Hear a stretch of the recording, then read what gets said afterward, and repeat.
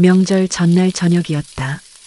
부엌에서 기름이 지글거리는 소리가 끊이지 않았다. 70세 경자는 앞치마 끈을 매만지며 전 뒤집개를 들고 있었다. 어머니, 이제 그만 쉬시고 저희가 할게요. 며느리 은영이 다가서며 조심스럽게 말했다. 퇴근하고 와서도 쉴 틈 없이 명절 준비를 해야 하는 표정이었다. 아직 팔, 다리 멀쩡한데 뭘. 경자가 뒤집개를 꽉 쥐며 말했다. 그 순간 은영의 작은 한숨이 새어나왔다. 한숨은 왜 쉬는 거야? 아니에요. 그냥. 은영이 말끝을 흐렸다. 더 이상 말할 수 없었다. 부엌에 무거운 침묵이 내려앉았다. 거실에서 흘러나오는 TV 소리만이 어색함을 메웠다. 경자는 뒤돌아 작은 방으로 들어갔다. 마음이 답답했다.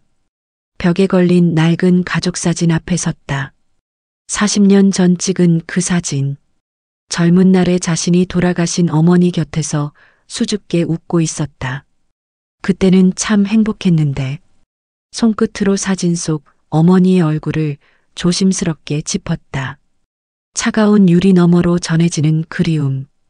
엄마, 나도 이렇게 늙어버렸네요. 그 순간이었다. 손등에 거칠어진 핏줄이 부드러워지기 시작했다. 굳어진 손마디가 유연해졌다. 희끗희끗한 머리카락 사이로 검은 윤기가 되돌아왔다. 뒤집개가 바닥에 떨어지는 소리가 났다. 경자는 깜짝 놀라 손을 들어 자신의 얼굴을 만져봤다. 매끈한 볼, 탄력 있는 피부.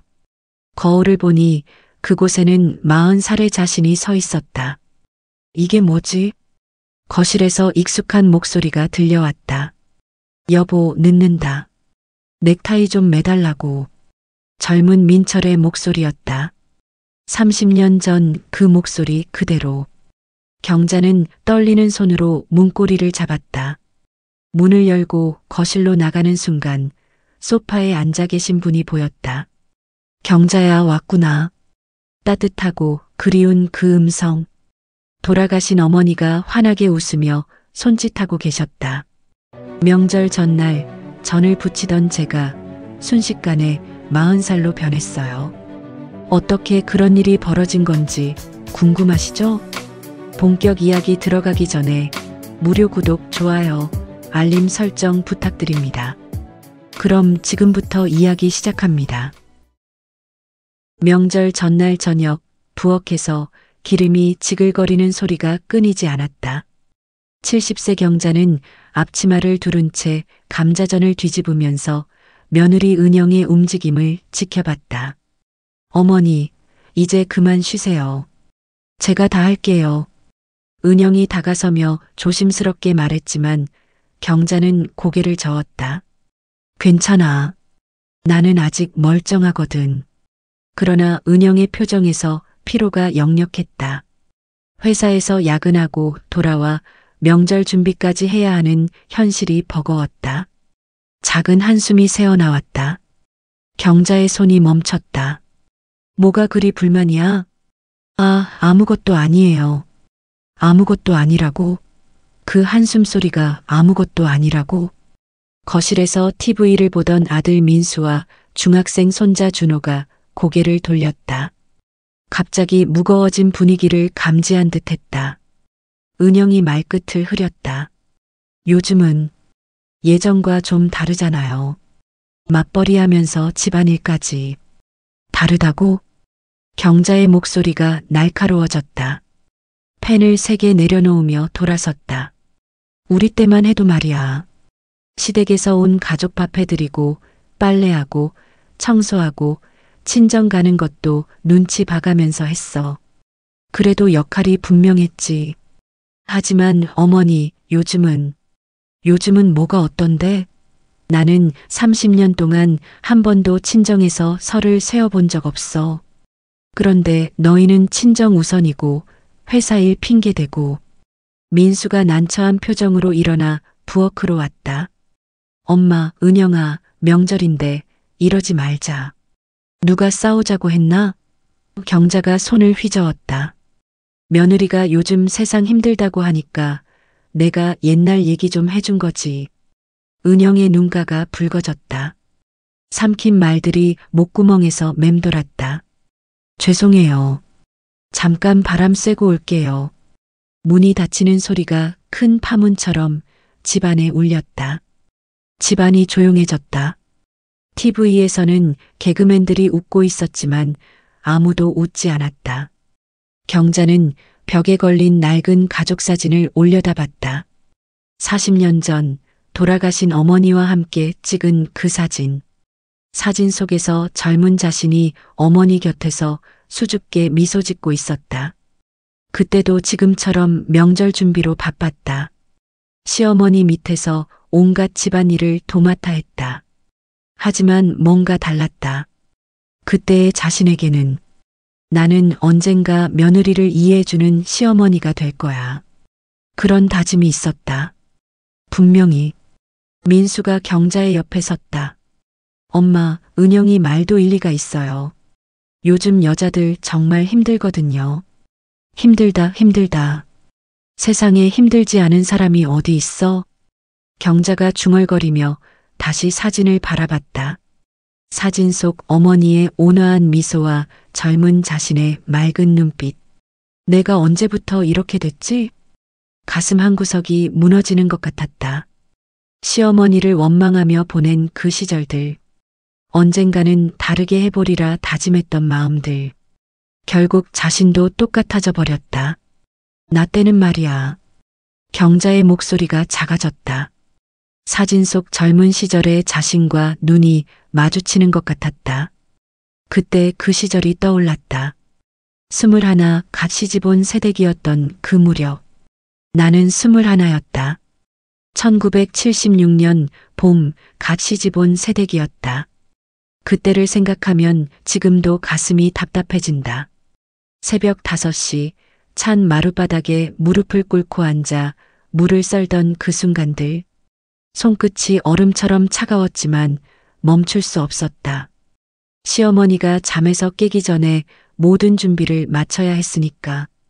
경자야, 문은 왜 이렇게 두껍게 썰어? 뒤에서 들려오는 시어머니의 목소리에 등골이 서늘해졌다. 새벽부터 썰어놓은 물을 다시 다 썰어야 한다는 뜻이었다. 손목이 아팠지만 감히 내색할 수 없었다. 그날도 그 다음 날도 마찬가지였다. 친정 엄마가 보고 싶어서 혼자 울던 밤들. 무엇보다 서러웠던 건 친정에서 음식을 가져다 주시면 시어머니가 집에서 해먹는 게 낫지 않을까? 라며 은근히 불쾌해하시는 모습이었다. 그때 나는 다짐했다. 나는 언젠가 다를 거야. 만약 내가 시어머니가 된다면 절대 며느리를 이렇게 힘들게 하지 않을 거야.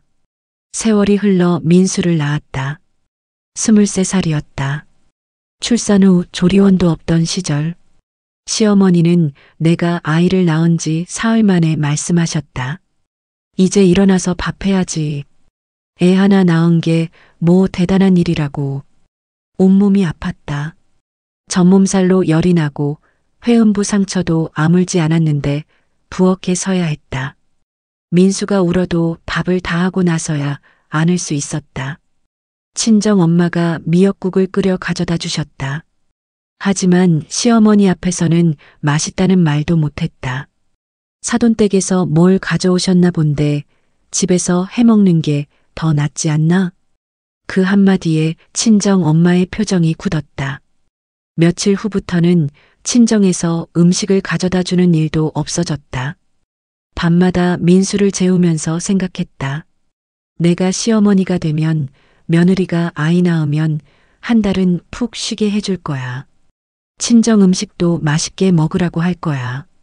민수가 걸음마를 시작할 무렵 시어머니의 간섭은 더욱 심해졌다. 남자애가 엄마한테만 붙어 있으면 안 돼. 너무 응석바지로 키우는 거 아니야? 나는 민수를 꼭 안고 젖을 먹이는 것도 눈치가 보였다. 아이가 울면 빨리 달래야 했다. 애가 왜 이렇게 자주 우느냐는 소리를 듣기 싫어서. 민수가 유치원에 다니기 시작하자 교육 방침으로도 자주 부딪혔다. 나는 민수에게 책을 많이 읽어주고 싶었는데 시어머니는 남자애가 책만 보면 약해진다며 반대하셨다. 요즘 며느리들은 참 버릇없어. 시어머니 말을 무시하고 제 맘대로 하려고 하고 그 말을 들을 때마다 가슴이 무너졌다. 나는 버릇없는 며느리였나? 아이 교육에 대한 내 생각도 틀린 걸까? 남편 민철에게 하소연했지만 돌아오는 대답은 늘 같았다. 엄마 기분 상하지 않게 적당히 맞춰줘. 조금만 참아.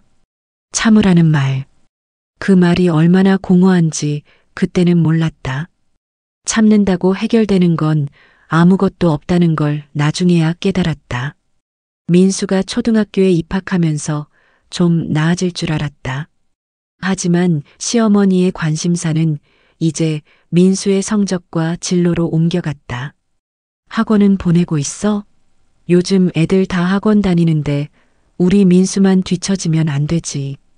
학원비가 부담스럽다고 말했더니 시어머니가 벌컥 화를 내셨다. 돈이 아까워서 손자 교육을 포기하겠다는 거야? 그럼 며느리가 나가서 일이라도 해. 나가서 일을 하자니 애가 어린데 엄마가 집을 비우면 안 된다고 하시고 안 하자니 돈도 안 벌면서 투정만 부린다고 하셨다. 어떻게 해도 틀렸다. 그래도 마음속으로는 다짐했다. 내가 시어머니가 되면 며느리의 형편을 이해해 줄 거야. 이렇게 이중잣대를 들이대지는 않을 거야. 민수가 중학생이 될 무렵부터 시어머니의 건강이 안 좋아지기 시작했다. 당뇨와 고혈압으로 자주 병원에 다니셔야 했는데 당연히 내가 모시고 다녔다. 나는 40이 넘었고 몸도 예전 같지 않았다. 병원비, 약가, 특별한 음식 준비까지 모든 게 내 몫이었다. 당뇨 환자용 음식을 따로 만들어야 했고 혈당 체크며 약 챙기는 것까지 신경 써야 했다. 그런 와중에 친정 어머니가 편찮으시다는 연락이 왔다. 하지만 쉽게 갈 수 없었다. 며느리가 시댁을 놔두고 친정만 신경 쓸 수 있나? 나는 누가 돌봐? 결국 친정은 하루 다녀오는 것으로 끝났다. 어머니의 손을 제대로 잡아드릴 시간도 없었다. 몇 달 후 친정 어머니가 갑자기 돌아가셨다. 그날도 나는 시어머니 병원 모시고 가는 날이었다. 임종도 지키지 못했다. 장례식장에서 오열했다. 마지막 순간에 딸 노릇 한번 제대로 못해드린 죄책감이 가슴을 찢었다. 그때도 시어머니는 말씀하셨다. 사람 일은 다 때가 있는 거야. 너무 속상해하지 마라. 위로의 말씀이었지만 왠지 다른 의미로 들렸다. 시댁일이 친정보다 우선이니까 어쩔 수 없었다는 뜻 같았다. 그날 밤 혼자 울면서 다짐했다. 내가 나이 들어 아프더라도 며느리에게 이런 부담을 주지는 말아야지. 친정일로 가야 하면 흔쾌히 보내줘야지. 시어머니의 간병 생활은 5년간 계속되었다. 혈당 관리, 병원 통원, 식단 관리. 모든 것이 내 어깨에 올려졌다. 민철은 직장일이 바쁘다며 거의 도움이 되지 않았다. 여자가 더 세심하잖아. 엄마도 너를 더 편애하시고. 그런 말로 모든 책임을 나에게 떠넘겼다. 시어머니는 자주 말씀하셨다. 경자야, 고맙다. 내가 아니었으면 어쩔 뻔했나. 그 말을 들으면서도 한편으로는 답답했다. 고맙다는 말보다는 가끔이라도 힘들지? 라고 물어봐 주셨으면 했다. 밤에 혈당이 떨어져서 응급실에 실려간 적도 여러 번 있었다. 새벽 2시, 3시에 119를 부르고 응급실에서 밤을 새운 적도 한두 번이 아니었다. 그럴 때마다 생각했다. 나는 이렇게 늙지 말아야지.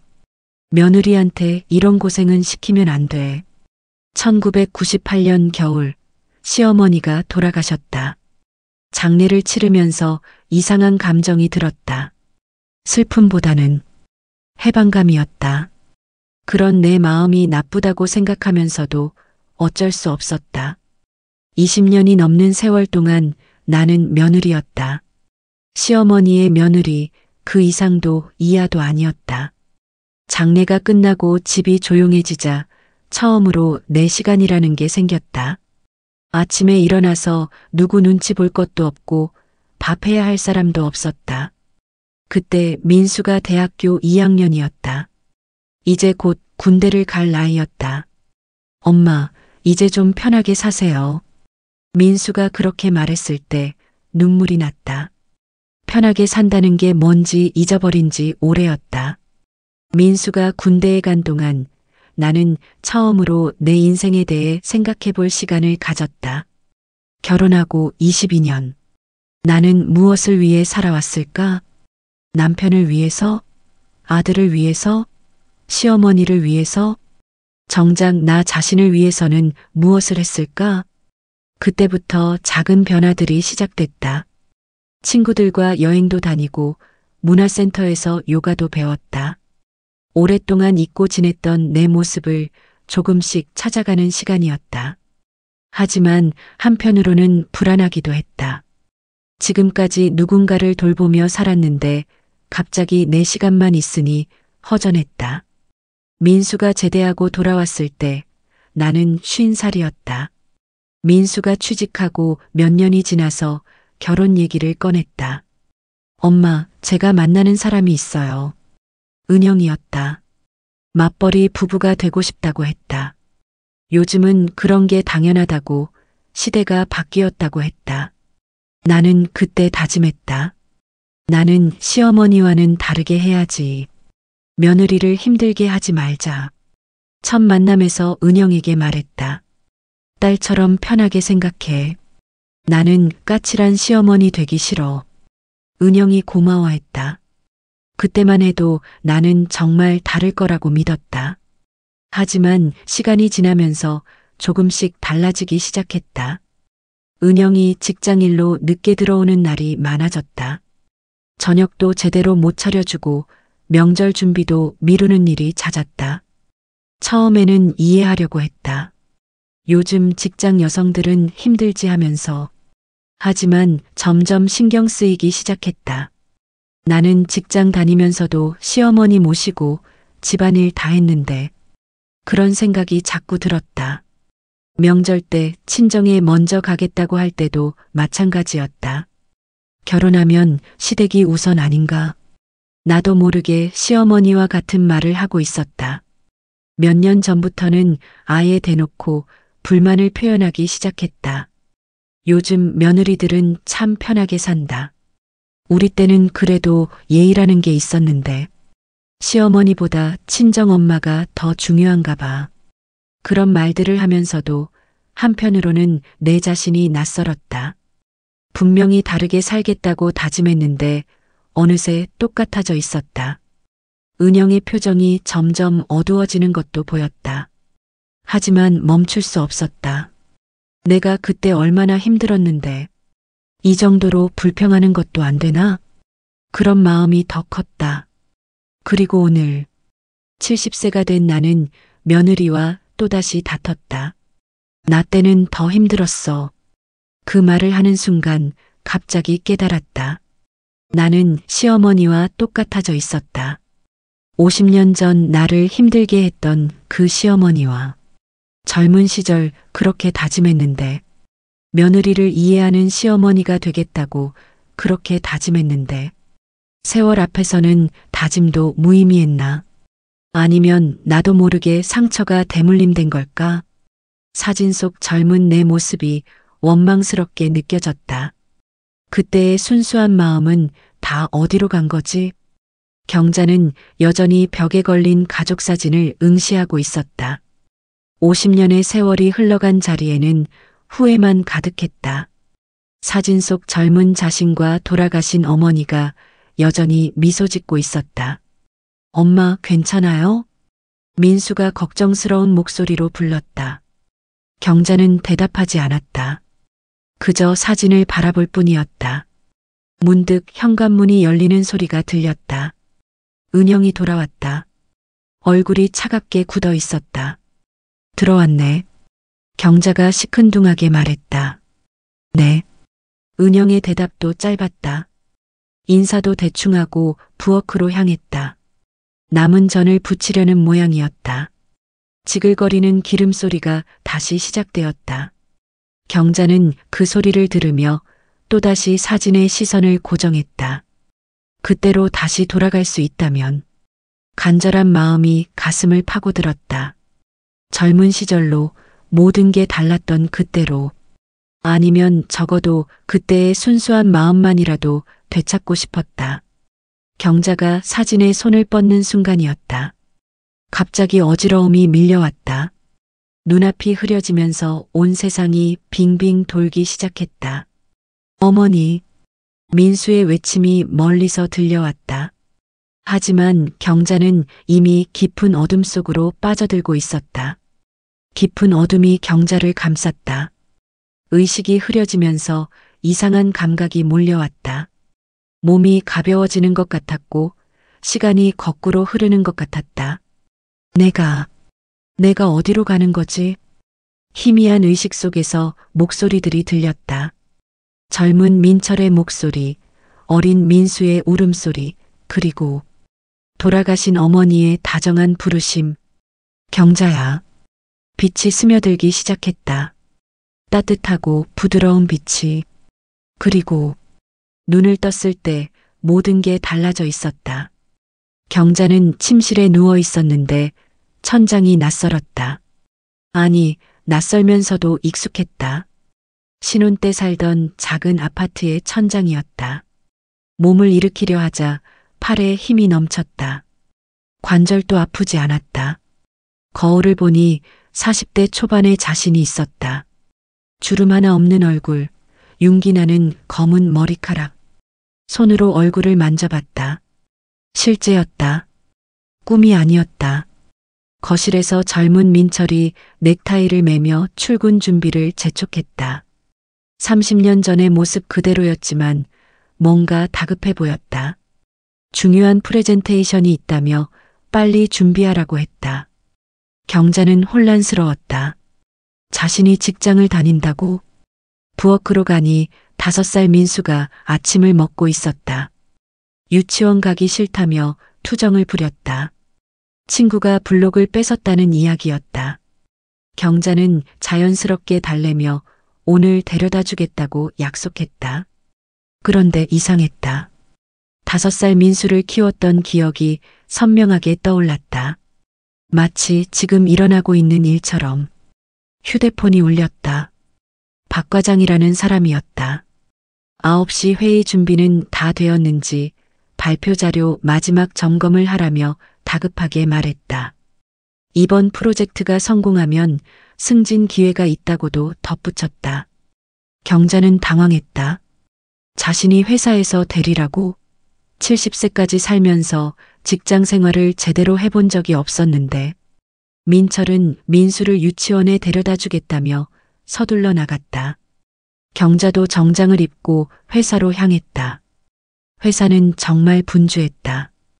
경자는 본능적으로 자신의 자리를 찾아가 컴퓨터를 켰다. Q3 매출 증대 방안이라는 파일이 화면에 떠올랐다. 박 과장이 다가와서는 준비 상황을 물어봤다. 그러면서 오늘 늦게 끝날 것 같다고 말했다. 클라이언트가 갑자기 수정 요청을 했다는 것이었다. 경자의 마음이 답답해졌다. 민수를 유치원에서 데려와야 하는데 아이 때문에 일찍 가야 한다고 말하자 박 과장의 표정이 굳어졌다. 이번 프로젝트가 얼마나 중요한지 승진 기회라고 했잖냐며 핀잔을 줬다. 이게 바로 은영이 겪고 있는 현실이구나. 경자는 할 말을 잃었다. 회의가 시작되었다. 경자는 어떻게든 발표를 해냈지만 클라이언트의 반응은 시원찮았다. 좀 더 구체적인 데이터가 필요하다며 다음 주까지 보완하라고 했다. 다음 주까지라니. 또 야근을 해야 한다는 뜻이었다. 시계를 보니 벌써 오후 6시였다. 민수 유치원은 6시 30분에 문을 닫는다. 급히 민철에게 전화했다. 여보, 민수는 데려왔어? 아니, 나도 회식이 있어서 못 가겠어. 나도 야근해야 하는데. 그럼 어쩌라고? 네 엄마한테 부탁해봐. 경자는 답답했다. 당신 엄마한테는 왜 안 부탁해요? 민철이 말끝을 흐렸다. 자기 엄마가 더 낫지. 결국 시어머니에게 전화를 걸 수밖에 없었다. 어머님, 죄송한데 민수 좀 데려와 주실 수 있으세요? 회사 일이 늦어져서. 경자야, 나도 오늘 병원 가야 하는데. 며느리가 직장 다닌다고 애 돌봄을 시어머니한테 맡기는 게 맞나? 죄송합니다. 요즘 것들은 애 낳고도 밖에서 일한다며? 그럼 애는 누가 키워? 전화를 끊고 나니 눈물이 났다. 이런 상황을 은영이 매일 겪고 있다는 걸까? 가슴이 답답해지면서 숨이 막혔다. 회사에서는 야근을 강요하고 남편은 자기 일만 챙기고 시어머니는 며느리 역할을 다하라며 압박하고 경자는 박 과장에게 가서 간절하게 말했다. 과장님, 정말 죄송하지만 오늘만은 일찍 가야 할 것 같습니다. 박 과장의 얼굴이 차가워졌다. 김대리, 회사가 놀이터인 줄 알아? 이런 식으로 하면 승진은 꿈도 꾸지 마. 경자의 어깨가 무너졌다. 하지만 민수를 포기할 수는 없었다. 결국 택시를 타고 유치원으로 달려갔다. 도착했을 때는 6시 35분이었다. 선생님이 민수와 함께 기다리고 계셨다. 어머님, 늦으셨네요. 민수가 계속 엄마를 찾았어요. 죄송하다는 말밖에 할 수 없었다. 민수는 울먹이며 경자에게 달려왔다. 엄마, 왜 늦게 왔어? 미안해, 민수야. 엄마가 일이 있어서. 이게 매일 반복되는구나. 경자는 민수를 안으며 깨달았다. 직장에서는 좋은 직원이어야 하고 집에서는 좋은 엄마이자 며느리여야 하는 현실. 집으로 돌아오는 길에 마트에 들렀다. 저녁 재료를 사야 했다.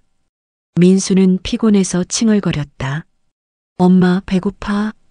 조금만 기다려, 민수야. 집 가서 맛있는 거 해줄게. 마트에서 장을 보는 동안에도 마음이 무거웠다. 집에 가면 저녁 준비하고 민수 씻기고 내일 유치원 준비물도 챙겨야 하고. 그런데 회사 일은 언제 하지? 집에 도착하니 민철이 먼저 와 있었다. 소파에 앉아서 TV를 보고 있었다. 왜 이렇게 늦어? 배고파 죽겠네. 경자는 대답 대신 부엌으로 가서 저녁 준비를 시작했다. 민수는 배가 고프다며 계속 졸졸 따라다녔다. 회사에서는 실적을 내라고 하고 집에서는 완벽한 엄마이자 며느리가 되라고 하고 저녁을 차리고 나니 벌써 8시였다. 민수를 씻기고 재우고 나면 10시가 될 것이다. 그러면 회사 일은 언제 하지? 식사를 하면서 민철이 말했다. 내일도 회식이 있어서 늦을 것 같다고. 그러니까 민수 픽업은 또 경자 몫이라는 뜻이었다. 나도 일이 있는데. 그 말을 하려다가 멈췄다. 소용없을 것 같았다. 민수를 재우고 나니 정말 10시가 넘었다. 이제 회사 일을 해야 했다. 내일까지 수정해야 할 자료들이 산더미였다. 컴퓨터 앞에 앉았지만 머리가 돌지 않았다. 온종일 뛰어다녀서 몸도 마음도 지쳤다. 이게 지금 시대의 며느리의 현실이구나. 경자는 깨달았다. 자신이 은영에게 했던 말들이 얼마나 공허했는지. 나 때는 더 힘들었어라고 했지만 사실 지금이 더 복잡하고 힘들었다. 1970년대에는 적어도 역할이 명확했다. 며느리는 집안일에만 전념하면 되었다. 하지만 지금은 달랐다. 직장에서도 성과를 내야 하고 집에서도 완벽해야 했다. 그것도 24시간이라는 한정된 시간 안에서. 새벽 2시가 되어서야 겨우 자료 수정을 마쳤다. 내일 또 일찍 일어나서 민수 유치원 준비를 시키고 출근해야 한다. 침대에 누워서 생각했다. 은영아, 미안해. 내가 몰랐어. 눈을 감으려는 순간 민수가 깼다. 엄마, 물. 경자는 일어나서 민수에게 물을 떠다 주었다. 다시 재우고 침대로 돌아왔을 때는 새벽 3시가 다 되어가고 있었다. 내일도 이런 하루가 반복되는구나. 그제야 경자는 진짜로 이해했다.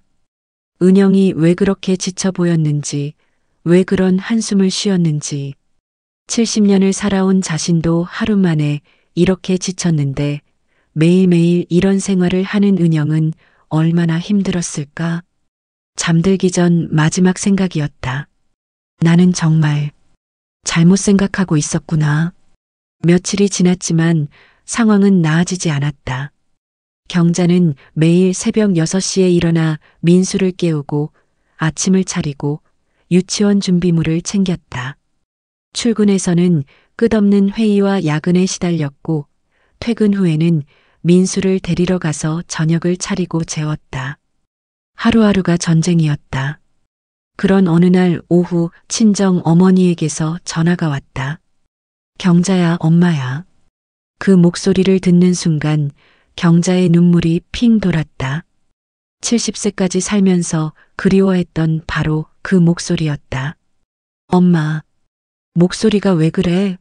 많이 힘들지? 어머니는 역시 알아보셨다. 경자의 마음을 읽는 특별한 능력이 있으셨다.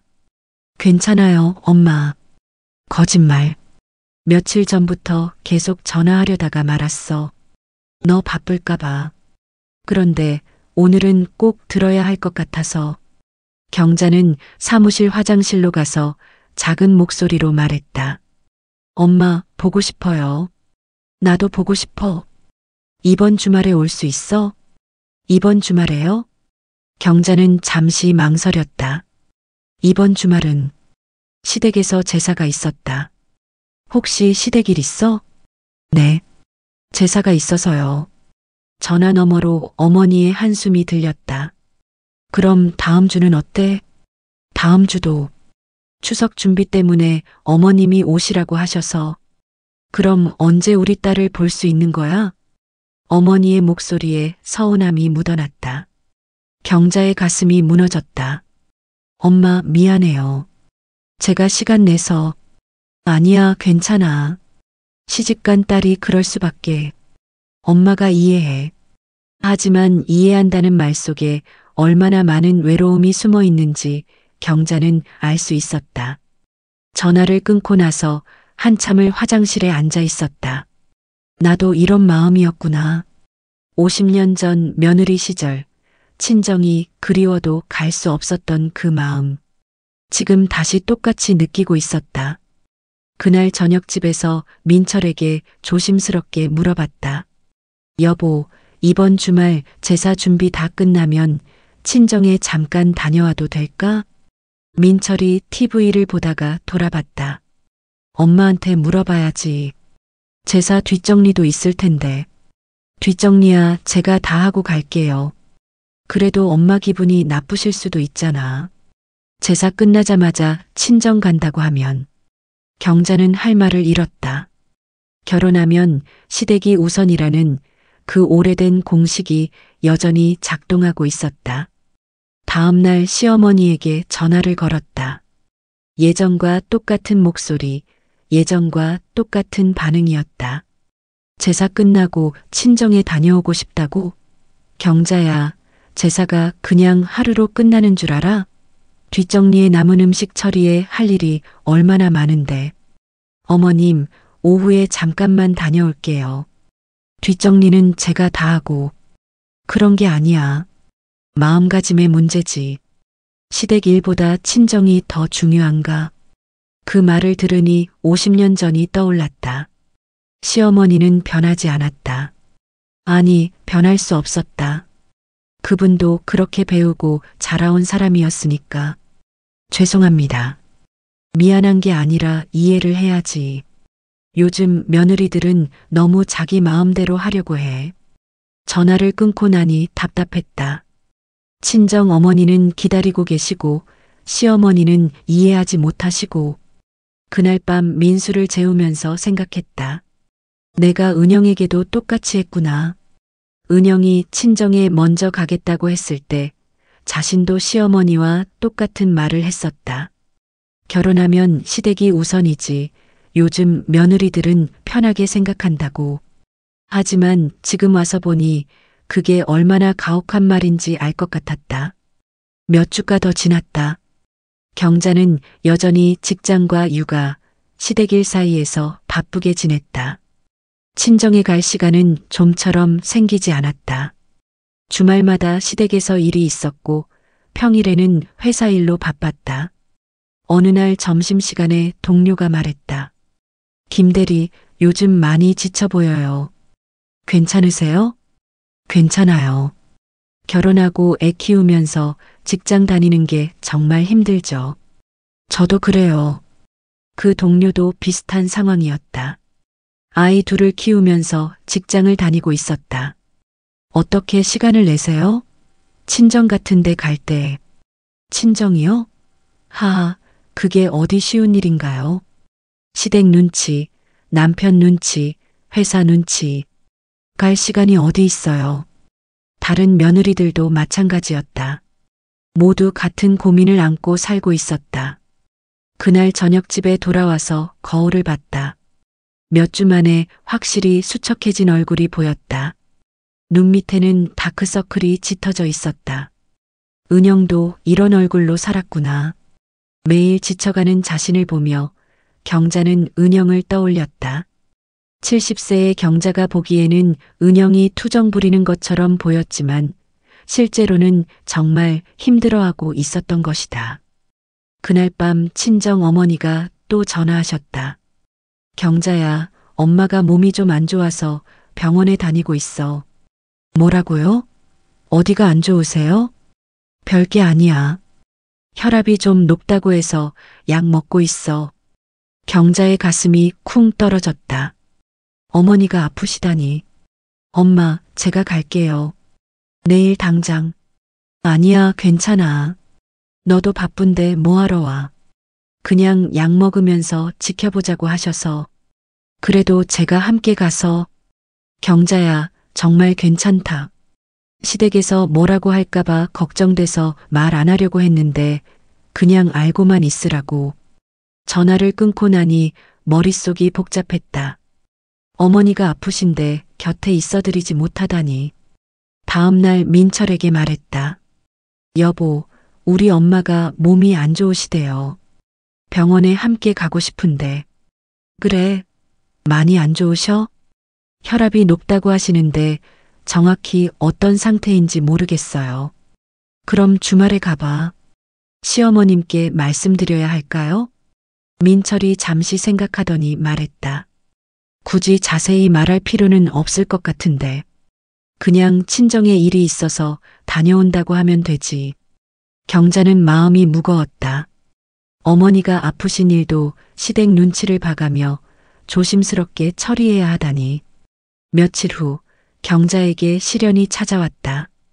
친정 어머니가 쓰러지셨다는 전화를 받은 것은 회사에서 중요한 프레젠테이션을 준비하던 중이었다. 언니, 이모가 갑자기 쓰러지셔서 응급실에 계셔.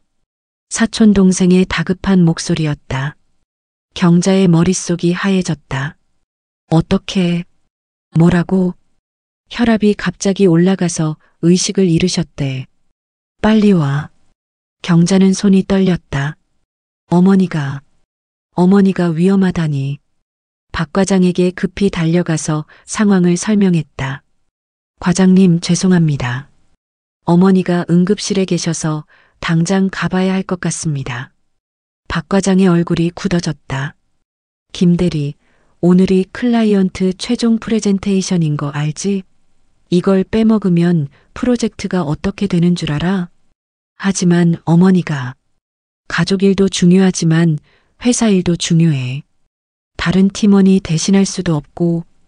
이런 식으로 하면 앞으로 중요한 프로젝트는 맡기기 어렵겠네. 경자는 할 말을 잃었다. 어머니의 생명이 위험할 수도 있는데 회사에서는 프레젠테이션이 더 중요하다고 했다. 결국 동생에게 전화해서 먼저 병원에 가 있으라고 했다. 자신은 프레젠테이션을 마치고 가겠다고. 언니, 정말 안 돼? 이모가 언니 찾고 있어. 미안해. 정말 미안해. 조금만 기다려줘. 전화를 끊고 나니 눈물이 났다. 딸로서 해야 할 일도 제대로 할 수 없는 현실이 참담했다. 프레젠테이션은 성공적으로 끝났다.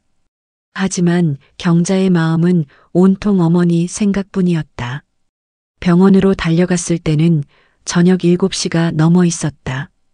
어머니는 의식을 되찾으셨지만 많이 약해 보이셨다. 엄마, 괜찮으세요? 경자야. 왔구나. 어머니가 경자의 손을 잡으셨다. 그 손이 너무 차가웠다. 엄마, 미안해요. 진작 와야 했는데. 괜찮아. 일이 있었을 텐데 뭐. 어머니는 여전히 경자를 이해해 주셨다. 그것이 더욱 마음을 아프게 했다. 동생이 옆에서 말했다. 언니, 의사 선생님이 앞으로 관리를 잘해야 한다고 하셨어. 혼자 사시면 안 될 것 같다고. 그럼 어떻게 해? 언니가 모시고 살거나 아니면 요양원을 알아봐야 할 것 같아. 경자는 고민에 빠졌다. 어머니를 모시고 살고 싶었지만 현실적으로 가능할까?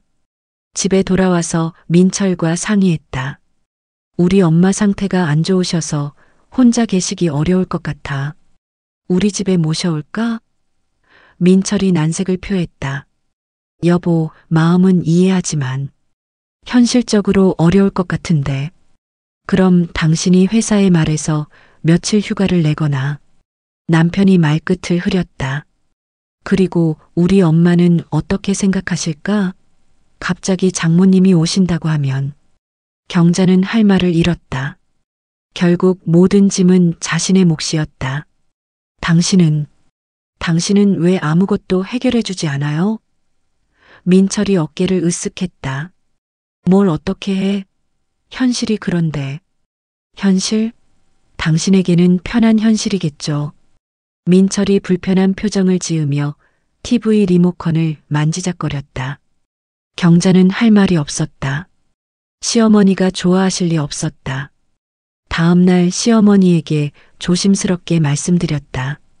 어머님, 저희 어머니가 많이 편찮으셔서 혹시 저희 집에서 모시면 어떨까 해서요.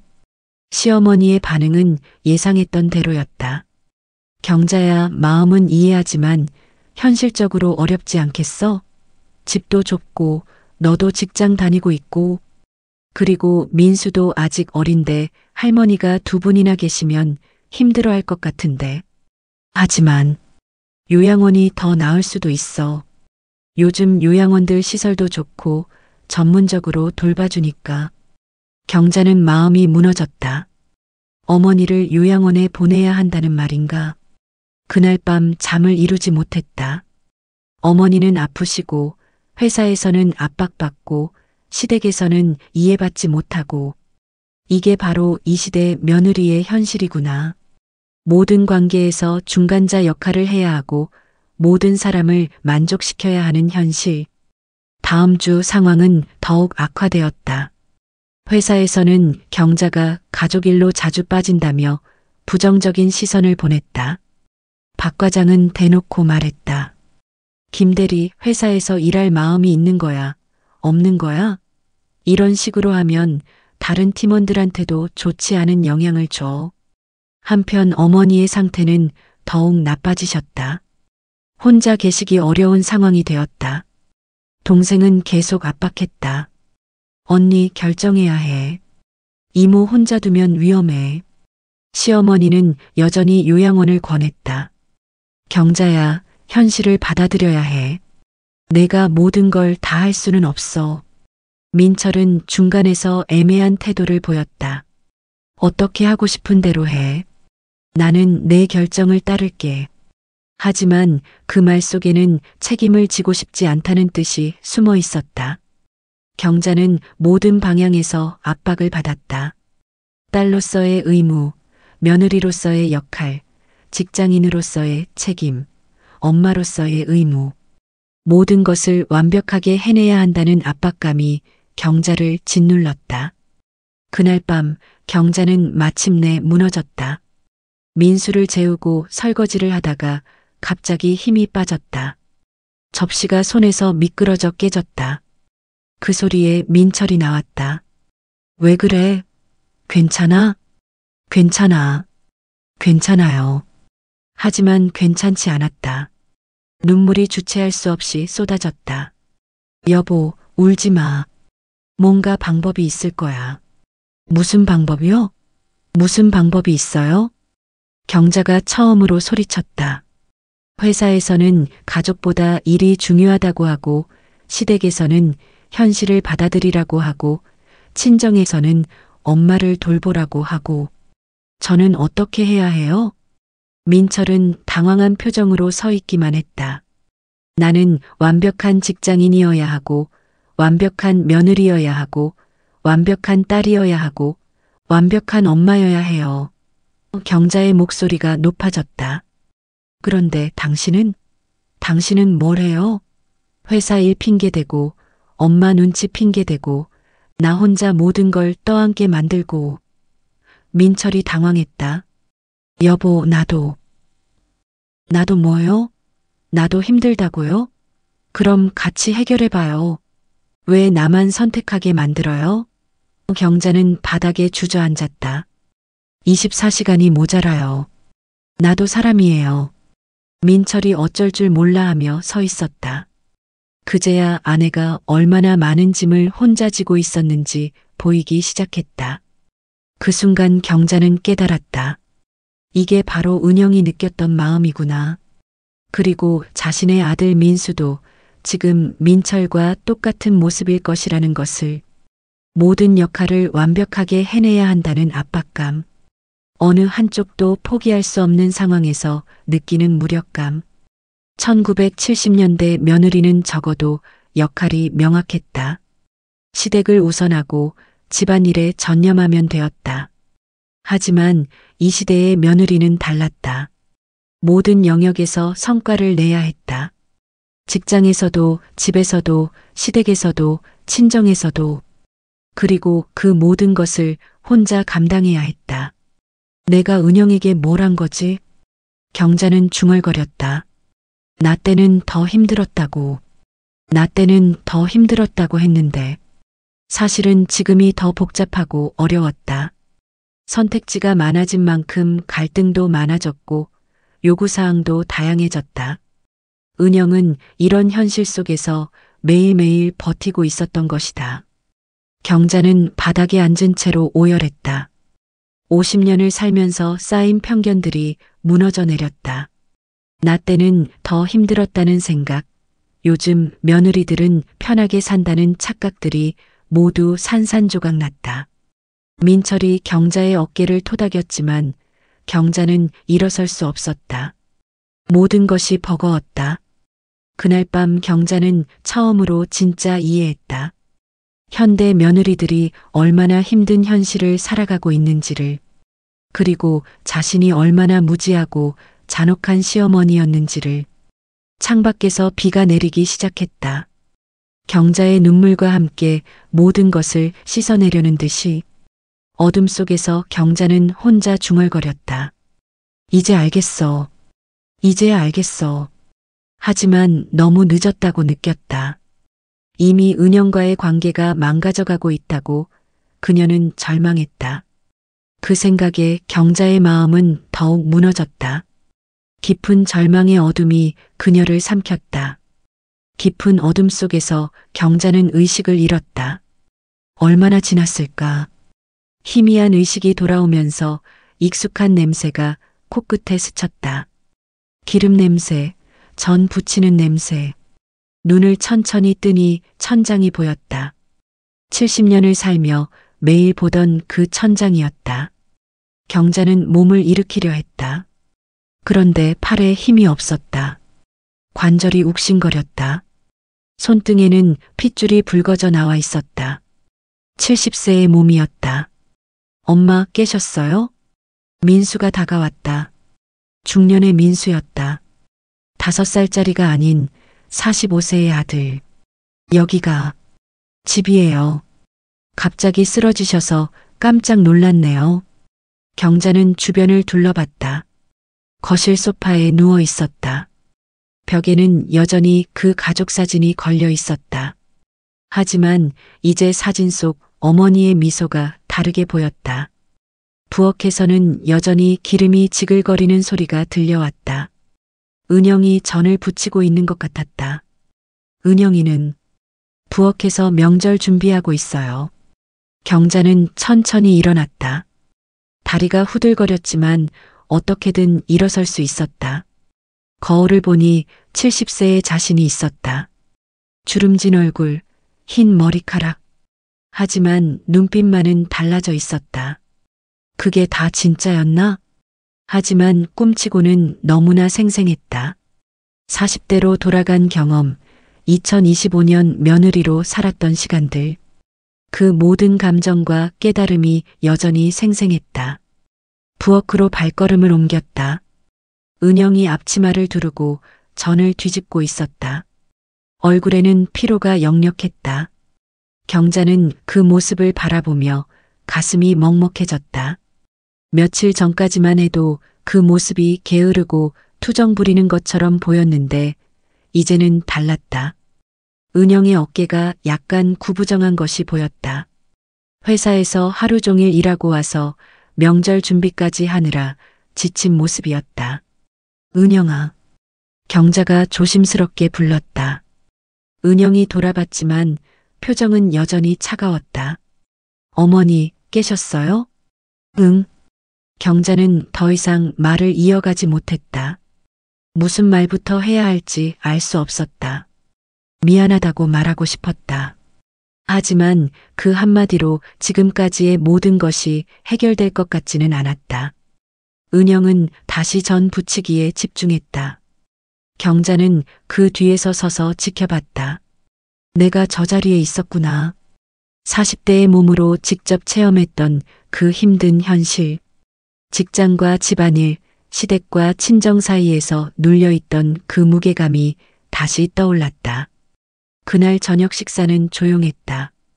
온 가족이 모여 앉았지만 대화는 거의 없었다. TV 소리만이 정막을 메웠다. 손자 준호가 스마트폰을 보며 중얼거렸다. 할머니, 괜찮으세요? 갑자기 쓰러지셨다며? 괜찮아. 경자가 짧게 대답했다.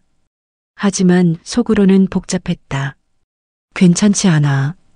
아무것도 괜찮지 않아. 민수가 젓가락을 놓으며 말했다.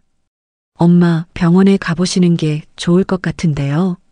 갑자기 쓰러지시니까 걱정되네요. 아니야, 괜찮아. 그래도 경자는 민수를 바라봤다. 걱정하는 표정이긴 했지만 뭔가 어색했다. 마치 의무적으로 걱정하는 것 같은. 너도 그 아버지의 그 아들이구나. 40대 시절 민철이 보였던 태도가 떠올랐다. 걱정은 하지만 책임지지는 않으려는, 문제를 회피하려는 그 모습. 민수야. 네, 엄마.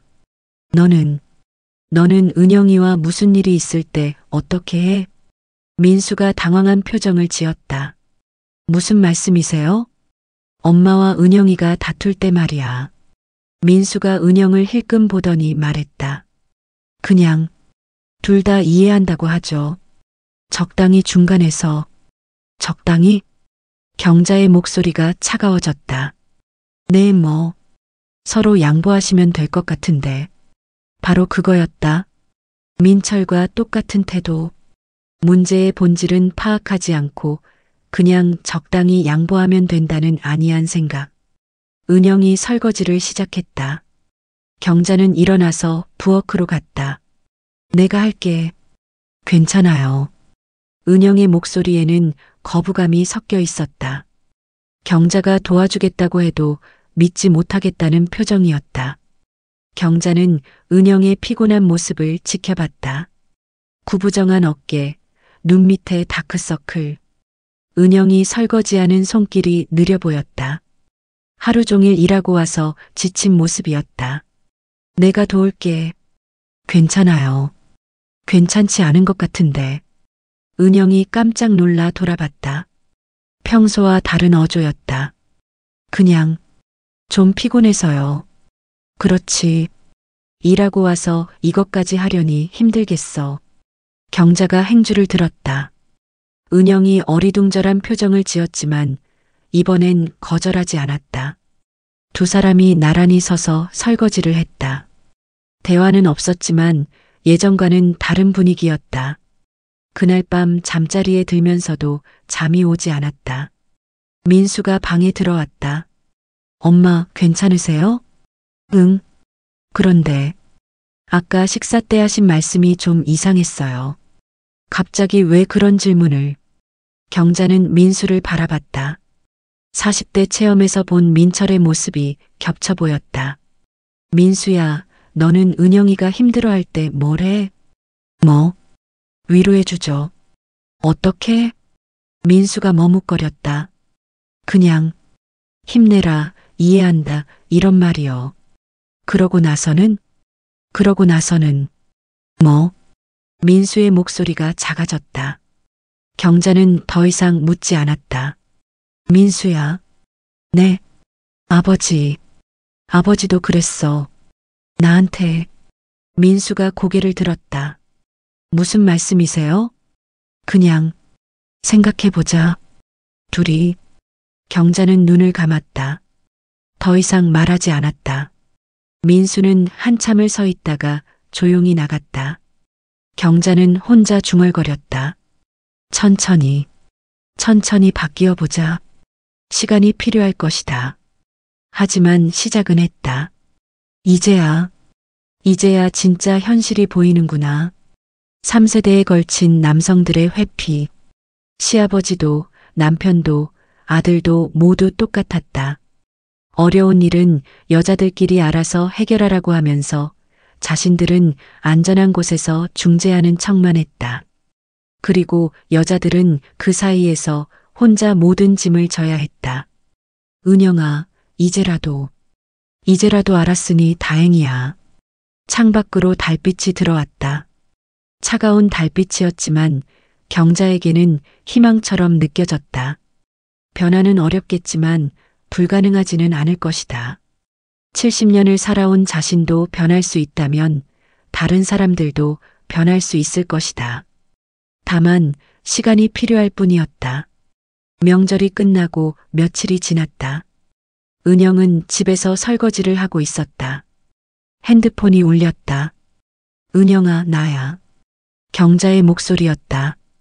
평소보다 조심스러운 톤이었다. 네, 어머니. 저녁 먹었어? 네, 먹었어요. 그래. 혹시 시간 되면 잠깐 올 수 있어? 할 말이 있어서. 은영이 망설였다. 명절 때 경자의 태도가 달라지긴 했지만 여전히 어색했다. 지금요? 아니야, 언제든 편할 때. 급한 건 아니야. 전화를 끊고 나서 은영은 고민했다. 민수에게 말했다.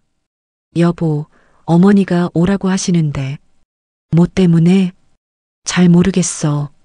할 말이 있다고. 민수가 잠시 생각하더니 말했다. 가봐. 나도 엄마가 좀 달라진 것 같긴 해. 시댁은 걸어서 10분 거리였다. 경자는 현관에서 은영을 맞았다. 와줘서 고마워. 네. 거실에 앉아서 차를 마시며 둘 사이에는 어색한 침묵이 흘렸다. 경자가 먼저 입을 열었다. 은영아, 명절 때 내가 한 말 기억해? 네. 미안하다고 했는데 말로만 하면 안 될 것 같아서. 은영이 경자를 바라봤다. 솔직히 말할게. 70년을 한 가지 생각으로 살아왔는데 하루아침에 바뀔 수는 없을 것 같아. 경자의 목소리가 작아졌다. 하지만 노력해 보려고 해. 은영이 고개를 끄덕였다. 어머니, 그래서 생각해 본 게 있어. 다음 설에는 친정 먼저 다녀와. 은영이 깜짝 놀랐다. 정말요? 응. 시댁은 그 다음 날에 와도 돼. 그리고 명절 음식도 너무 많이 하지 말자. 반찬 몇 개는 사서 하자. 은영의 눈에 눈물이 맺혔다. 어머니, 저도 저도 잘못한 게 있어요. 아니야. 내가 그럴 만했어. 두 사람은 잠시 말없이 앉아 있었다. 은영이 조심스럽게 말했다. 어머니, 솔직히 아직은 어색해요. 그렇지. 당연해. 시간이 좀 필요할 것 같아요. 당연하지. 나도 그래. 경자가 찻잔을 내려놓았다. 서두르지 말자. 천천히. 그때 민수가 준호를 데리고 들어왔다. 엄마, 은영이도 와 있었네요. 손자 준호가 할머니에게 달려왔다. 할머니, 우리 준호 왔구나. 준호가 순수하게 말했다. 엄마가 웃는 거 오랜만에 봤어요. 할머니도. 민수가 조심스럽게 말했다. 엄마, 저도 반성했어요. 그동안 중간에서 애매하게만 있었네요. 경자가 아들을 바라봤다. 민수야, 앞으로는 내가 먼저 나서줘. 일정 잡을 때도, 뭔가 결정할 때도. 네, 알겠어요. 은영이 일어나며 말했다. 그럼 저희는 이만 가볼게요. 벌써? 준호 재워야 해서요. 현관에서 신발을 신으며 은영이 말했다. 어머니, 오늘 고마웠어요. 나도. 은영 가족이 나간 후 경자는 혼자 거실에 앉아 있었다. 찻잔을 치우러 부엌으로 갔다. 싱크대 앞에 서니 며칠 전 명절 준비했던 기억이 떠올랐다. 지글거렸던 기름소리, 은영의 한숨. 이제는 조금 다를 거야. 완전히 바뀌지는 못할 것이다. 하지만 시작은 했다. 작은 방으로 들어가 벽에 걸린 가족 사진을 바라봤다. 젊은 자신과 어머니가 미소 짓고 있었다. 엄마, 이제야 조금 알 것 같아요. 경자는 사진을 한번 쓰다듬었다. 내일은 은영에게 전화해서 점심이나 함께 먹자고 해볼까? 아니면 너무 성급할까? 천천히 하자. 서두르지 말고. 창밖으로 별이 하나 떠올랐다. 혼자서도 충분히 밝았다. 구독, 좋아요는 늘 감사합니다.